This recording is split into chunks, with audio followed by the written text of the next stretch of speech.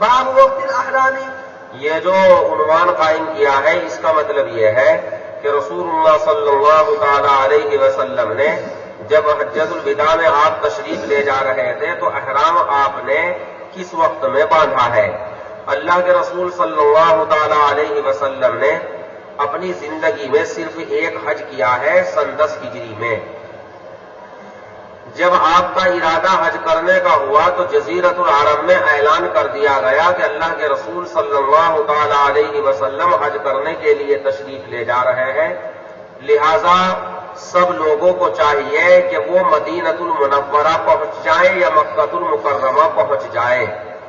اس اعلان کا کرنا تھا کہ تقریباً 1 لاکھ سے بھی زیادہ صحابہ کرام جمع ہو گئے. جن کے وطن مدینۃ المنورہ سے قریب تھے وہ مدینۃ المنورہ پہنچ گئے. جن کے وطن مکہ المکرمہ سے قریب تھے وہ براہ راست مکہ المکرمہ پہنچ گئے. اور مدینے میں جو تعداد پہنچی ہے وہ تعداد زیادہ ہے. اس کی وجہ یہ رہی کہ لوگوں کے ذہن میں یہ بات آ گئی تھی کہ جب اللہ کے رسول صلی اللہ تعالی علیہ وسلم مدینۃ المنورہ سے حج کرنے کے لیے جا رہے ہیں تو ہم شروع سے ہی آپ کے اعمال کو، افعال کو، اقوال کو دیکھتے رہیں گے، سنتے رہیں گے، معلومات حاصل کرتے رہیں گے، مسائل کو سیکھتے رہیں گے. اس لیے اچھی خاصی تعداد مدینۃ المنورہ سے آپ کے ساتھ ہے. مدینۃ المنورہ سے یہ حضرات نکلے ہیں 25 ذی قعدہ کو، یہ بات متعین ہے. اور ذوالحلیفہ پہنچے ہیں. ذوالحلیفہ پہنچنے کے بعد وہاں پر قیام کیا ہے اور وہاں پر کئی ساری نمازیں پڑھی ہیں. عصر کی نماز پڑھی، ظہر کی نماز پڑھ کر مدینۃ المنورہ سے نکلے ہیں. عصر کی نماز ذوالحلیفہ میں پڑھی ہے جو مدینے سے آنے والوں کے لیے میقات ہے.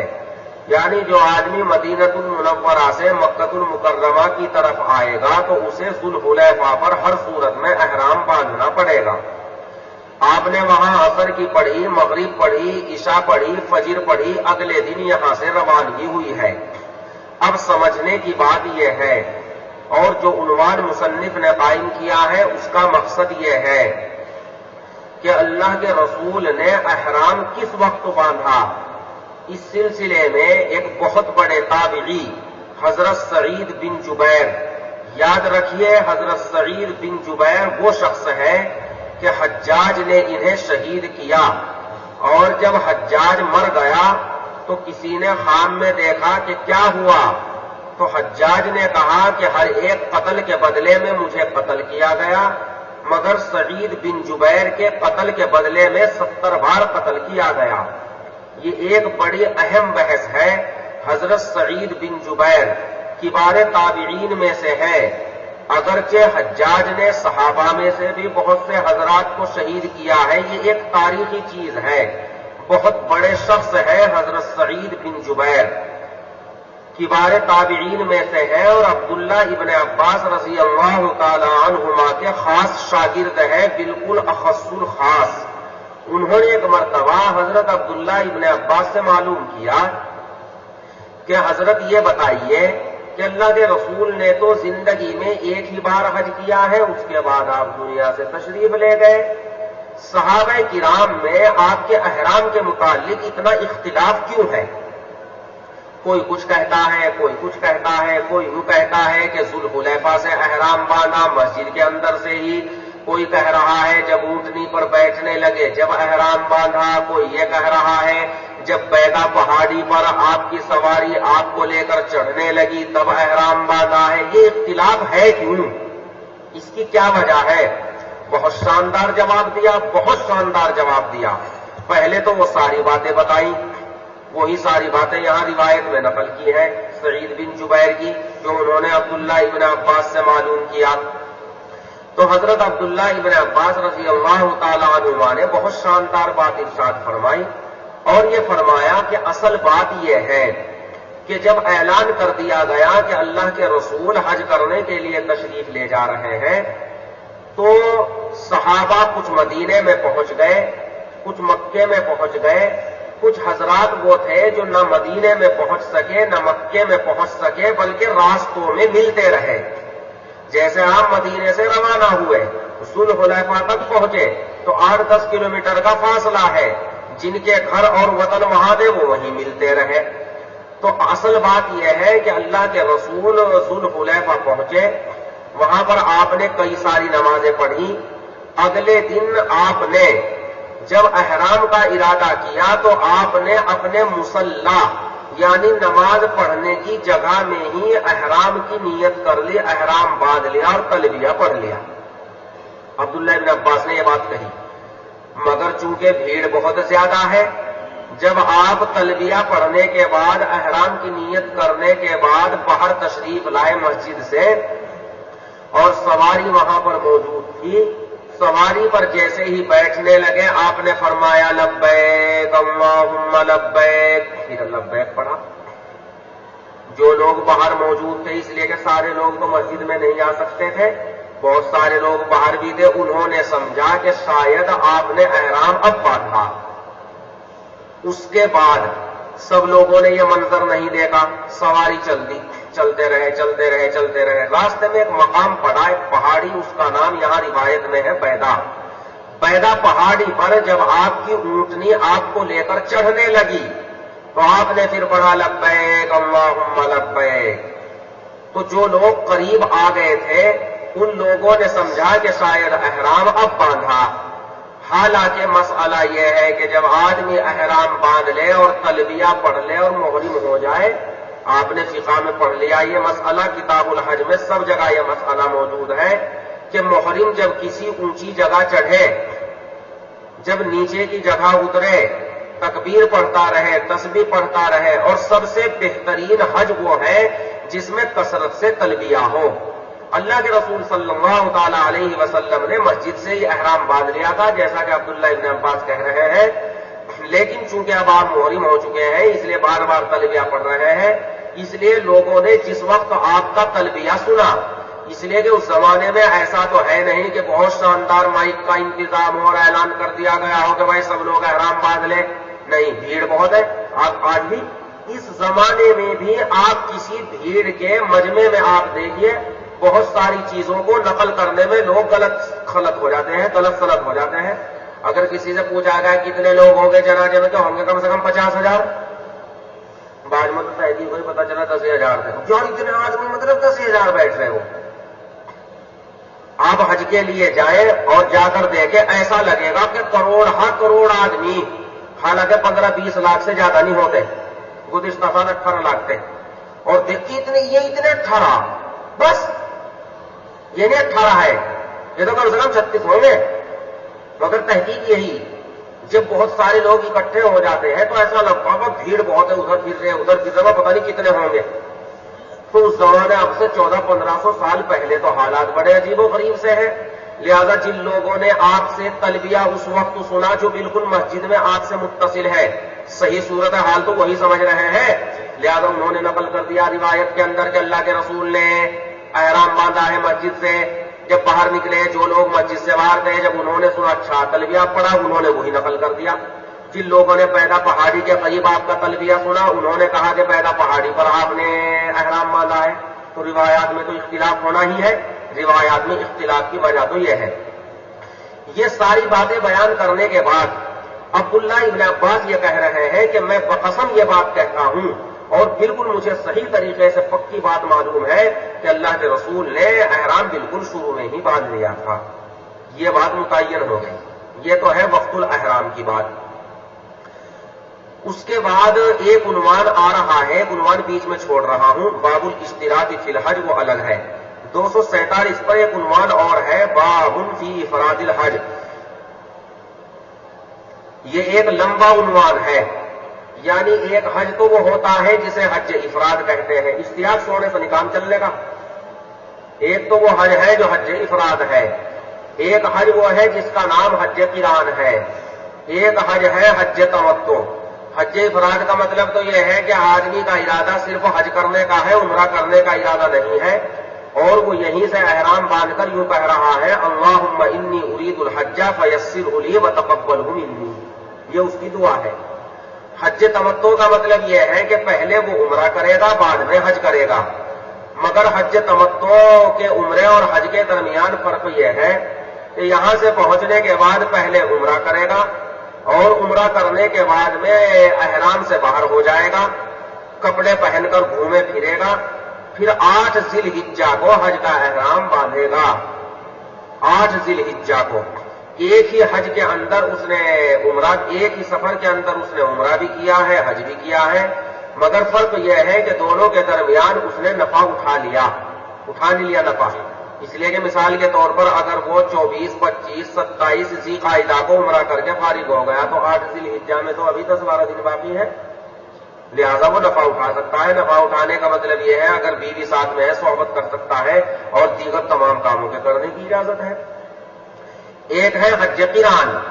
حج قران کا مطلب یہ ہے کہ اس سفر میں بھی حج اور عمرہ ایک ہی ساتھ کرنا ہے، لیکن عمرے کے ارکان ادا کرنے کے بعد احرام نہیں کھولنا، محرم ہی کی طرح رہنا ہے، چاہے حج میں 10 دن بچے ہوئے ہوں یا 15 دن بچے ہوئے ہوں، اس کے بعد اب وہ حج کے ارکان ادا کرے۔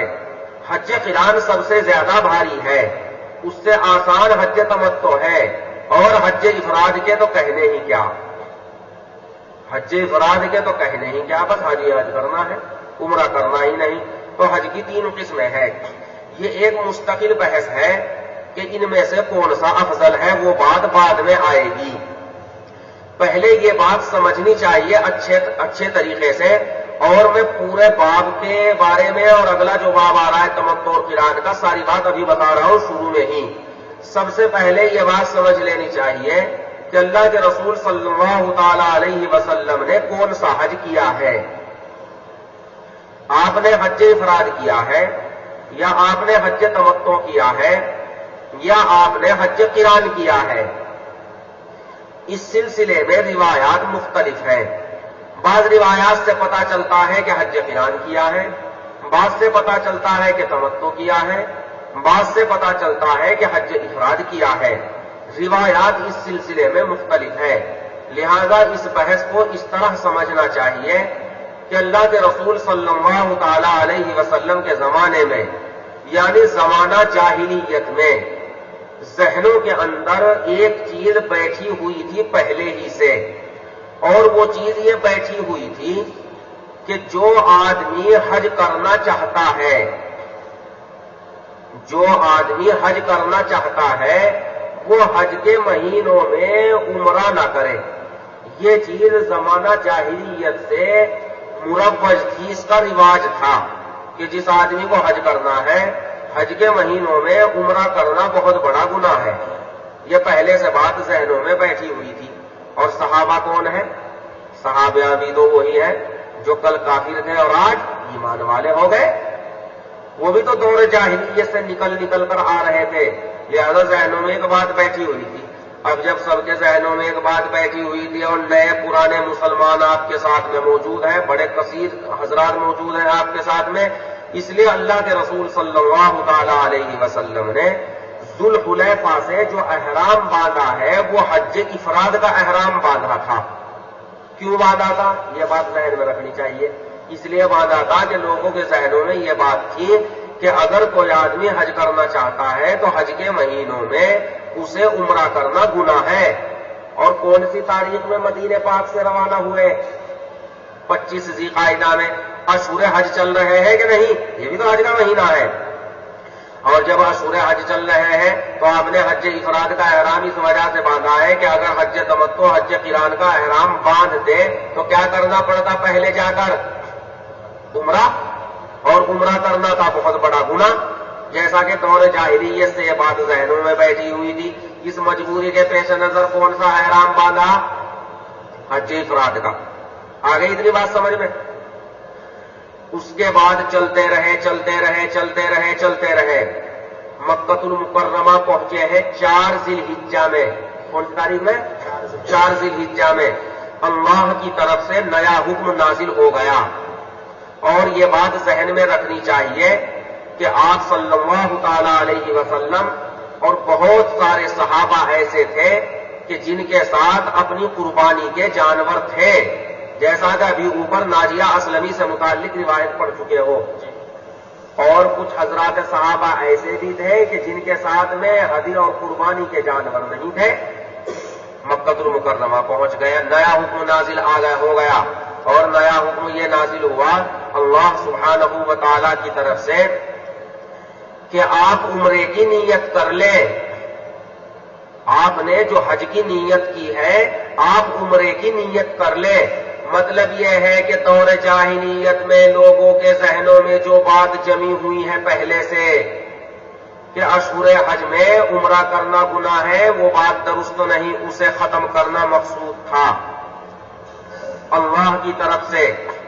لہذا اللہ کے رسول صلی اللہ تعالی علیہ وسلم نے جو حج کی نیت کر رکھی تھی کہاں سے ذوالحلیفہ سے، آپ نے اس نیت کو بدل دیا اور آپ نے عمرے کی نیت کر لی، اور آپ نے ارشاد فرمایا کہ جن لوگوں کے پاس میں ہدی نہیں ہے، جو ہدایا لے کر نہیں آئے ہیں، وہ عمرہ کر لے اور حلال ہو جائیں، اور پھر 8 ذی الحجہ میں حج کا احرام باندھ لے۔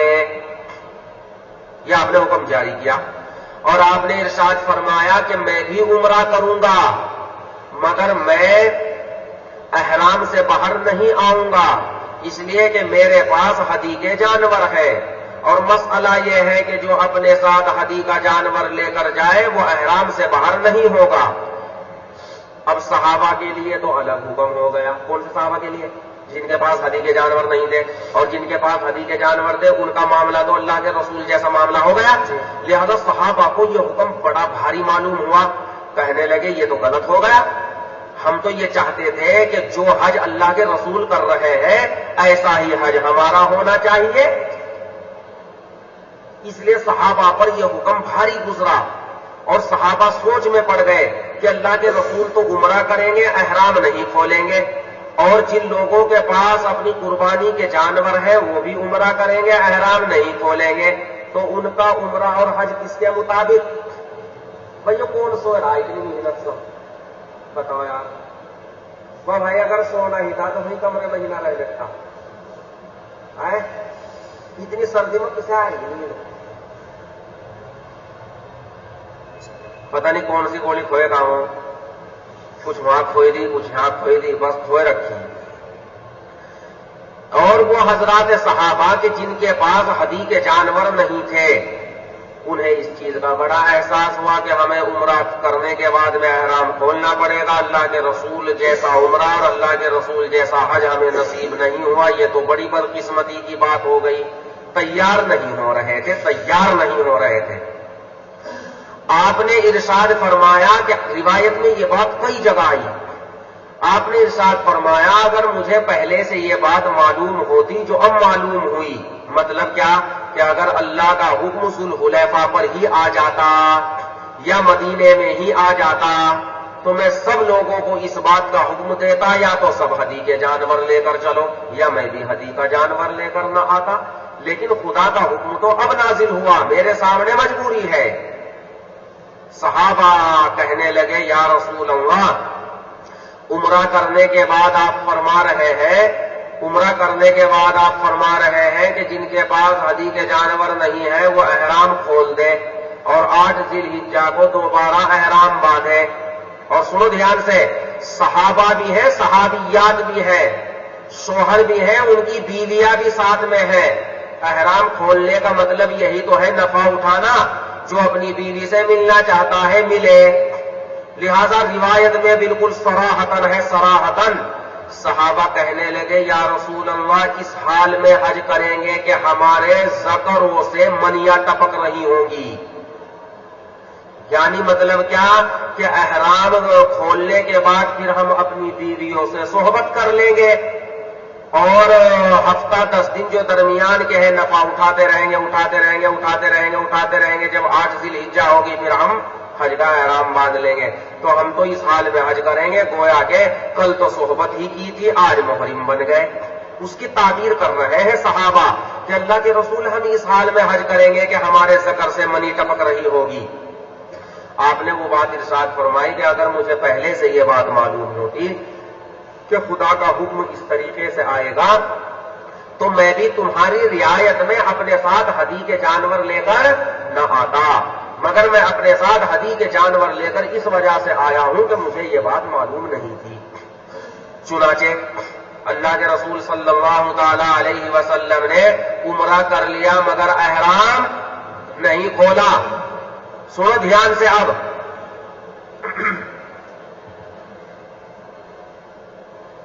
حضرت امام شافعی اور حضرت امام مالک یہ دونوں حضرات یہ فرما رہے ہیں کہ اللہ کے رسول نے حج افراد کیا۔ حضرت امام شافعی اور امام مالک یہ فرما رہے ہیں کہ اللہ کے رسول نے حج افراد کیا۔ حضرت امام ابو حنیفہ علیہ الرحمہ فرما رہے ہیں کہ اللہ کے رسول نے حج قران کیا، اور امام احمد فرما رہے ہیں کہ حج تمتع کیا۔ ان سے پوچھا کہ مستدل، تو سب نے کہا دیکھو اللہ کے رسول نے جس وقت میں ذوالحلیفہ سے احرام باندھا تھا تو حج افراد کا احرام باندھا ہے۔ اس طریقے سے استدلال کیا ہے۔ تمام روایتوں کا جواب حنفی علماء نے بہت بہترین دیا ہے، مجھے بہت شاندار لگا۔ اتنا بہترین جواب دیا ہے کہ جو 20-30 روایات ہیں نا، ساری روایتیں ایک جگہ گویا کہ جمع ہو گئی، اور یہ بات ایک کتاب میں نہیں، کئی ساری کتابوں کے اندر موجود ہے، کئی ساری کتابوں میں۔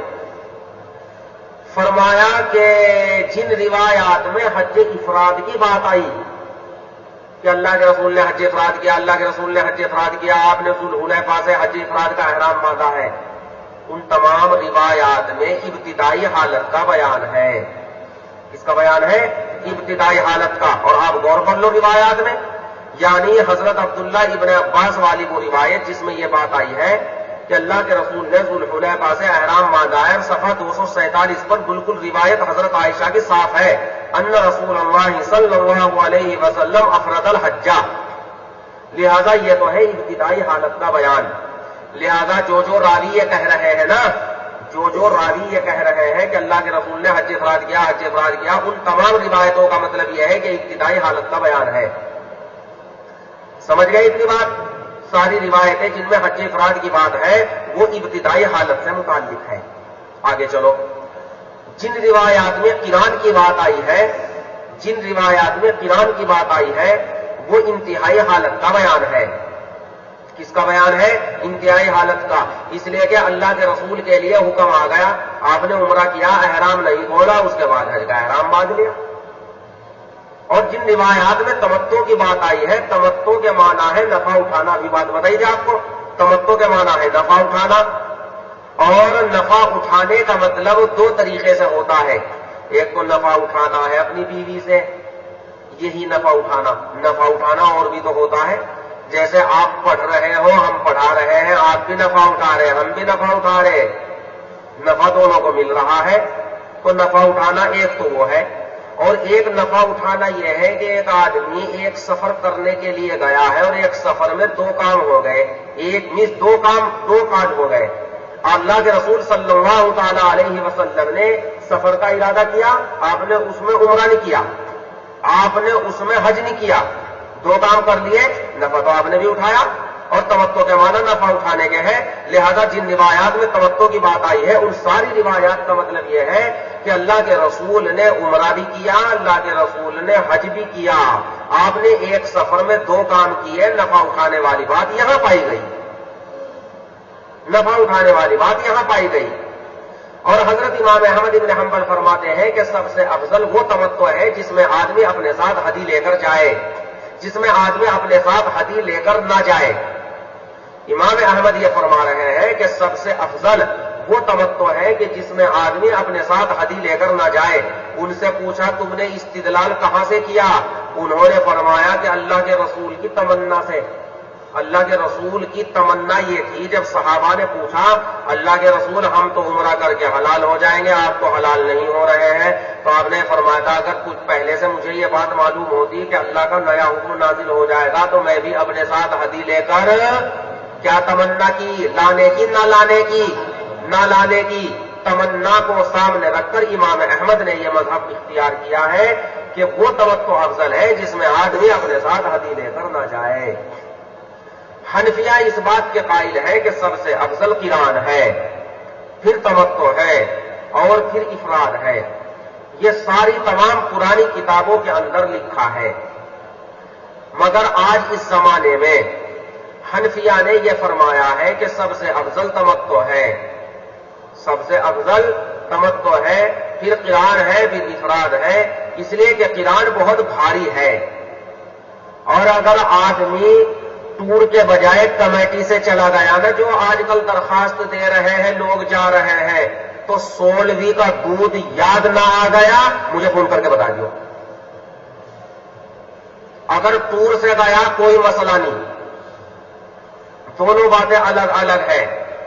جو لوگ جا رہے ہیں درخواست دے کر سرکاری اعتبار سے جسے کمیٹی کہتے ہیں، وہ لوگ جاتے ہیں بہت پہلے، آپ بھی دیکھتے ہو۔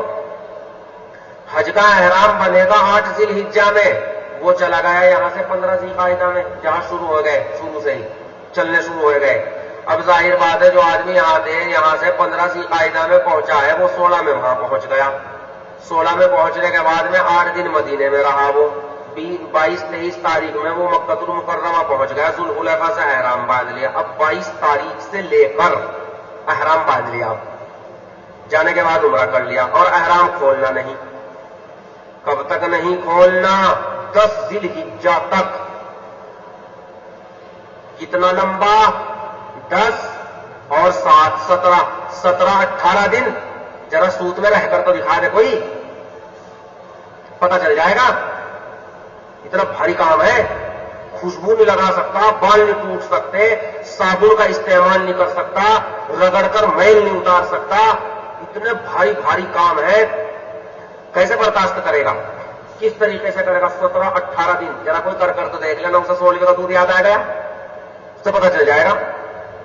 اور تمتع، اور جو آدمی جا رہا ہے ٹور سے جس میں پیسے لگ رہے ہیں ڈبل، اگر اس میں 1.5 لگ رہے تو اس میں لگ رہے 3 لاکھ، تو یہ جو ٹور والے ہیں یہ بالکل اخیر میں لے کر جاتے ہیں، بالکل اخیر میں۔ یعنی بالکل اخیر کا مطلب یہ ہے کہ جیسے 7 تاریخ سے حج کے ارکان شروع ہو جائیں گے، یعنی مینا میں چلے جائیں گے، تو یہ اس سے 3-4 دن پہلے جائیں گے، 3-4 دن پہلے، یعنی 4-3 ذی الحجہ میں چلیں گے۔ اب 4 میں چلے، 5 میں پہنچ گئے، 6 اور 7 2 ہی دن تو بچ رہے، جانے کے بعد عمرہ کر لیا، 2 دن رہنے میں کیا حرج ہے؟ اس لیے اخیر میں جائیں گے۔ اور کمیٹی میں اس طرح کی بات نہیں ہے، اس لیے اس میں کام بھاری ہے، اس میں کام آسان ہے، اس لیے آدمی عافیت یہ ہے کہ حج تمتع کر لے۔ اور اگر آپ جیسا ہٹا کٹا نوجوان مضبوط محتاط آدمی، واہ واہ کیا بات ہے، بہت اچھی بات ہے، قران تو قران ہے۔ ہمارے ساتھ کئی سو آدمی تھے ٹور میں سے، مجھے ایک آدمی ایسا ملا کہ اس نے حج قران کیا تھا پورے، اس میں 300 آدمی تھے، 300-350 تھے ٹور میں، تو اس میں ایک آدمی تھا جس نے حج قران کیا تھا، بس وہ تھا مضبوط پکا۔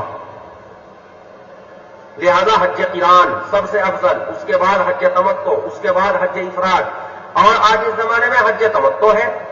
لہذا روایات میں جو یہ مختلف انداز کی بات آ رہی ہے، ان تمام روایات کو سامنے رکھ کر حنفیہ نے یہ بات کہی ہے کہ حج قران سب سے افضل ہے، اور اس سلسلے میں آگے کئی ساری روایات موجود ہے، کئی ساری روایات موجود ہے، پھر جیسا موقع ہو اس کے مطابق کر لینا چاہیے۔ جی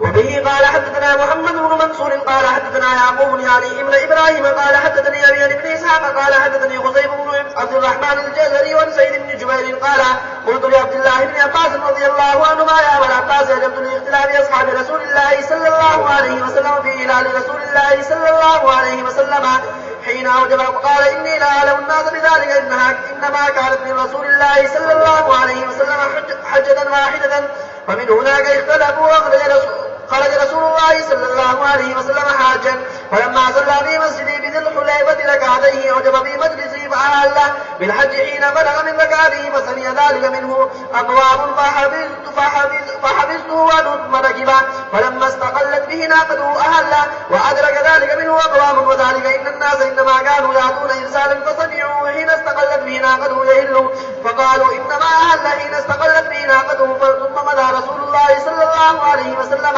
فلما على شرب البيداء أهل وأدرك ذلك منه أقوام وقالوا إنما وأيم الله لقد أوجب به مصلاه وأهل حين استقلت به ناقته وأهل حين على شرب البيداء. فقال سعيد ومن أخذ من قول ابن عباس أهل به مصلاه إذا فرغ من ركعتيه.